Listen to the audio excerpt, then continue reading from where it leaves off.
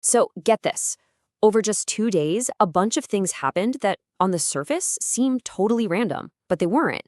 They were all part of this incredible shift in how we think about animals, and we're going to unpack that whole story. It all kicks off in Kolkata, India, and it's with this little 10-year-old Pomeranian who's in serious trouble. I mean, a tiny fishbone is threatening his life. Just imagine, a really personal, terrifying moment for his owner. And at the exact same time, literally halfway across the planet, an 11-year-old cat named Grayson. He'd been missing for more than 3 months. His owner was just about ready to give up all hope of ever seeing him again. Just heartbreaking. So how on earth do a choking dog in India and a lost cat in Texas have anything to do with a massive global police bus and, get this, a total legal revolution that changes what a pet even is? I know, right? It seems impossible. That's the puzzle we're about to put together.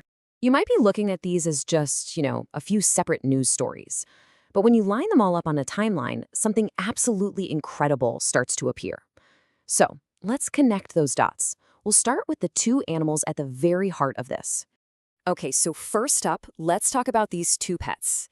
This part of the story really shows how our one-on-one connection with animals is getting like a massive boost from modern science and tech. All right, so on one side of the world, you've got Dodo. He's an older dog in India, and he is facing a genuine life-or-death emergency. Then, on the other side, there's Grayson, an older cat in the US. He's been lost for so long that finding him, it just felt hopeless. I mean, for both of them, the situation looked incredibly bleak. But here's where things get amazing. For Dodo, the vets in Kolkata decided against a super risky invasive surgery. Instead, they used these incredible high-tech, minimally invasive instruments to go in and safely pull out that fishbone.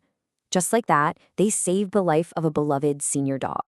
And what about Grayson? Well, his owner, in a last-ditch effort, uploaded his picture to this AI database called Petco Love Lost.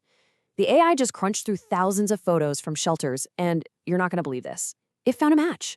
Even though Grayson looked totally different after 103 days out on his own. It's just, wow. Technology literally bridged an impossible gap.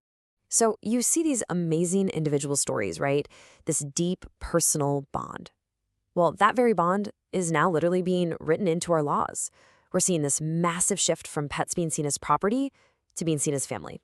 Okay, so for centuries, the law has had this really old-fashioned view of animals. They called them chattel. It's a fancy legal term that basically means property, no different from your sofa or your phone. If there was a dispute, they were just another asset to be divided up, that's it. But this flips that entire idea on its head. A brand new bill in Pennsylvania now requires judges in divorce cases to actually consider the pet's well-being. It tells them to view pets as family, not as movable property. This is huge. It's the law finally catching up and recognizing that deep emotional bond we have with them. Okay, so we've gone from the home to the courthouse. Now, let's zoom out again, because at the exact same time, an entire country was making this landmark commitment to animal welfare on a national scale. Yeah, the UK's Department for Environment, Food and Rural Affairs announced one of the biggest animal welfare reforms ever. It's not just one thing. It's a huge, multi-pronged attack on cruelty. They're totally banning those awful commercial puppy factories. They're getting rid of harmful electronic shock collars. And they're creating a whole new licensing system for animal shelters. It's a massive top-to-bottom overhaul. All right, we've gone from personal stories to legal changes to national policy. Now we're going even bigger. We're zooming out to the global stage where this absolutely unprecedented international operation was just hitting its peak. It was called Operation Thunder 2025. And no, that's not a typo. It's not set in the future. This was a massive, coordinated strike involving both Interpol and the World Customs Organization. Their target? The criminal networks driving the illegal global pet trade. And the results were just staggering. They rescued nearly 20,000 live animals. And you have to remember, these aren't just numbers on a page. These are thousands of individual lives saved from absolutely horrific conditions and, let's be honest, almost certain death. Just to give you a sense of the scale here, in one single bust in India, authorities found over 5,000 red-eared turtles just stuffed into suitcases. It's a gut-wrenching picture of what this brutal trade actually looks like up close.